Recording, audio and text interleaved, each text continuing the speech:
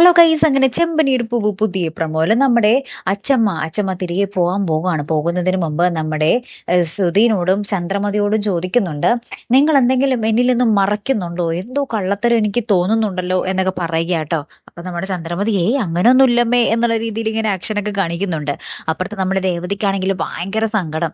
രേവതി സച്ചിനോട് പറയുന്നുണ്ട്, ശ്രുതിയും പ്രഗ്നന്റ് ആയി, വർഷയും പ്രഗ്നന്റ് ആയി, എന്റെ മാത്രം ആഗ്രഹം നടക്കുന്നില്ലല്ലോ എന്നൊക്കെ പറയുകയാണ്. അപ്പൊ നമ്മുടെ സച്ചി ഇങ്ങനെ ആശ്വസിപ്പിക്കുന്നുണ്ടേ, സാരില്ല, നിന്റെ സ്വപ്നങ്ങളും എത്രയും വേഗം നടക്കും എന്നൊക്കെ പറഞ്ഞ് നമ്മുടെ സച്ചി രേവതിനെ ആശ്വസിപ്പിക്കുന്നൊക്കെ ഉണ്ട് കേട്ടോ. ഏറ്റവും ലാസ്റ്റ് നമ്മുടെ അച്ഛമ്മ എല്ലാവരെയും കണ്ട് ഒക്കെ തിരികെ യാത്ര പറഞ്ഞു പോവുകയാണ്. അച്ഛമ്മ പോയതിനു ശേഷം നമ്മുടെ അച്ഛൻ രവീന്ദ്രൻ നമ്മുടെ ചന്ദ്രമതിയോട് പറയുന്നുണ്ട്, നീ അമ്മയ്ക്ക് മുന്നിൽ നന്നായി അഭിനയിച്ചു, പക്ഷെ നിനക്ക് തോന്നുന്നുണ്ടോ അമ്മ സത്യങ്ങളൊന്നും അറിയില്ല എന്ന്? സത്യങ്ങൾ അറിയുന്ന നിമിഷം നിനക്കിട്ട് അമ്മയുടെ നിന്ന് കിട്ടും, അത് ഞാൻ പറയേണ്ട കാര്യമില്ലല്ലോ എന്നൊക്കെ നമ്മുടെ രവീന്ദ്രൻ ഒരു മുന്നറിയിപ്പ് നമ്മുടെ ചന്ദ്രമതിക്ക് കൊടുക്കുന്നുണ്ടേ. അതാട്ടോ നമ്മുടെ പ്രമോയുടെ അവസാനം. കാത്തിരിക്കാട്ടോ അടുത്തൊരു വീഡിയോയുമായി വരുന്നത് വരയ്ക്കും. Good bye.